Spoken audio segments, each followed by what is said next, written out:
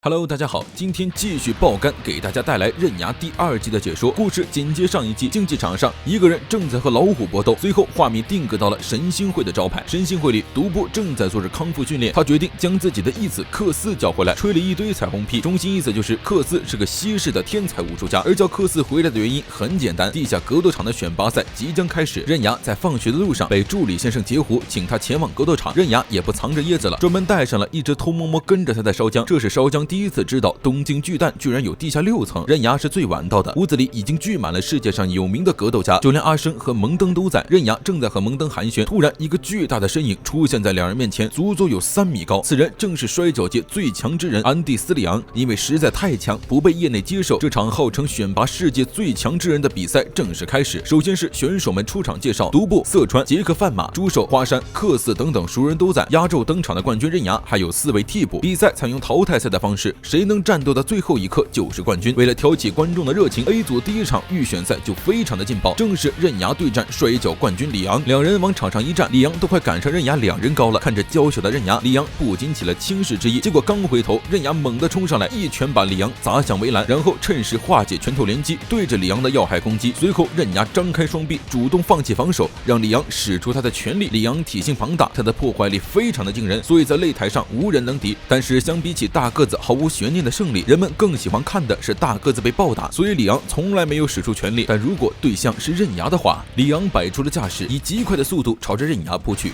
但一切攻击都被刃牙完美防守。他趁势化解铁拳，对着里昂的脑袋重重2击高抬腿，里昂直接被打飞到了观众席。刃牙漂亮的赢下了第1场战斗。第2场战斗很快开始，由巴西的兹鲁对战泰拳丹德。而在后台，烧姜找上了刃牙，他还是不明白刃牙打架的意义。无论是谁，这一辈子都曾梦想过要成为世界上最强的男人。有人不知不觉就放弃了自己的梦想，但是有些人还在为此坚持，他们这些人都是坚持梦想的人。两人说话间，台上的战斗已经分出胜负了。兹鲁像疯了一样把对手打成重伤，就算宣布了胜负也没有停止。看着躺在床上不省人事的人，烧姜更困惑了，这就是刃牙所追求的东西吗？第3场战斗是泰拳罗伯对战摔跤猪手。虽然猪手曾经是摔跤界的王者，但毕竟他已经上了年纪，这让他的助理非常担心，而且对手还嚣张的非常欠揍。比赛开始，罗伯抓住机会先攻，没有给猪手反攻的机会，猪手瞄准时机，一头撞向罗伯鼻梁，趁机将人抓住抱摔。这下罗伯是彻底动弹不得了，猪手赢得了第3场战斗的胜利。我就知道你个红配绿的嚣张崽子得电。 A 组的最后一场战斗是柔道本部对战大相扑现役横纲金龙山，这是一场相扑和柔道之间的战斗。比赛开始，横纲首先发动猛烈攻势，两人体型差得有点夸张，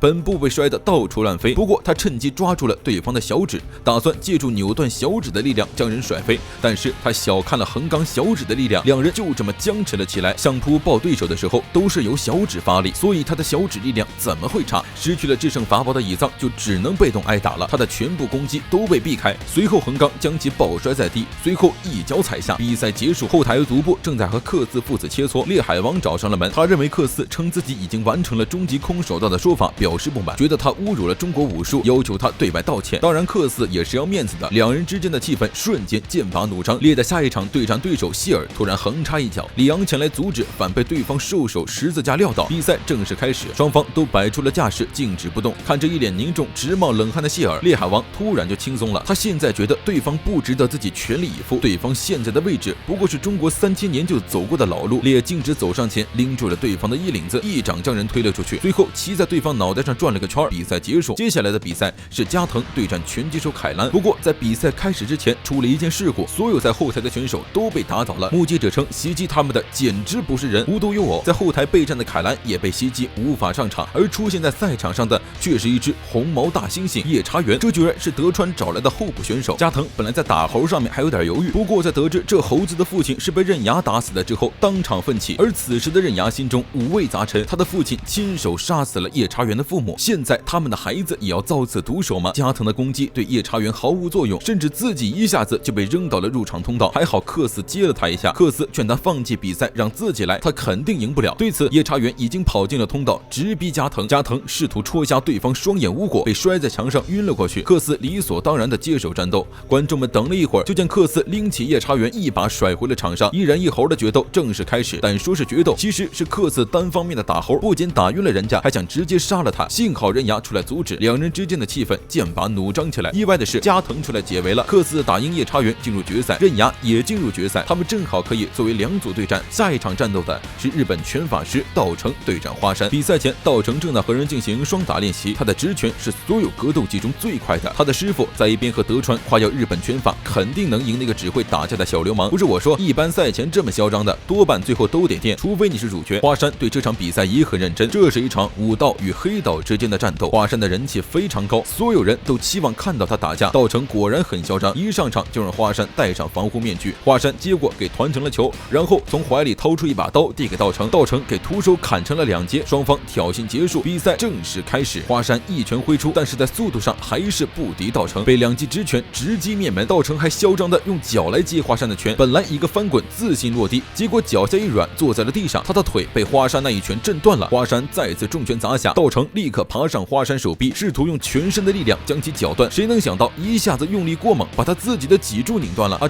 你这扑的未免有点太潦草了。比赛按理说应该结束了，没想到道成的师傅违规出场，今天说什么也不能让花山完好无损的离开，不然日本拳法从今往后就再无立足之地了。你这也太赖了点吧，人不要脸天下无敌是吗？他认为抵抗暴力是武学存在的意义，但是花山却认为武道的存在不就是暴力的吗？别整那些有的没的，想打架就直说，他随时奉陪。说着，花山脱下衣服，露出自己满身的纹身，将衣服盖在了道成身上。比赛结束，花山获胜。后台独步遇到了下一场出战的对手。1965年，克斯曾在英国和以关节技为主的比尔缠斗了1个小时之久，都未能分出胜负。之后，比尔已经养伤退役，他的徒弟罗兰横空出世。罗兰患有结核敏感症，看到连接在一起的东西就想拆。成为比尔的徒弟之后，拆人关节拆的那叫一个如鱼得水。罗兰很快打败了队里的所有人，就连师傅都不是他的对手，于是跑去南非找狮子肉搏。而罗兰的下一场对手正是独步的儿子克斯，两人的嚣张程度不分上下，最后谁会垫还真说不准。比赛正式开始，罗兰摆好姿势，兴奋的琢磨先从哪儿拆，最后猛地扑了上去。最后谁也想不到的一幕发生了，克斯居然扭头就跑，36计走为上嘛。当然，克斯没有一味的逃跑，他蹬着围栏猛地转身，一脑袋撞向跟在他身后的罗兰。来不及刹车的罗兰被撞得一鼻子血，但还是冲上去拽住了克斯的一只手，干净利落的卸了他的整只胳膊的关节，一本拳打向对方胸膛，拉开距离，随后挥出一拳，运用冲力将自己的关节复位。克斯猛地跳跃起到罗兰身上，对着他的脸挥出一拳，这一拳的冲击力让罗兰当场倒地不起，但克斯显然没有放过罗兰的打算，蹲下去又是一拳，先有差点杀死夜叉猿，后有拳打昏迷对手。克斯，你这心里着实有点不太正常啊！但这一下反而中了对方的圈套，罗兰突然奋起骑在了克斯身上，这一招正是当初刃牙对付阿生的绝招，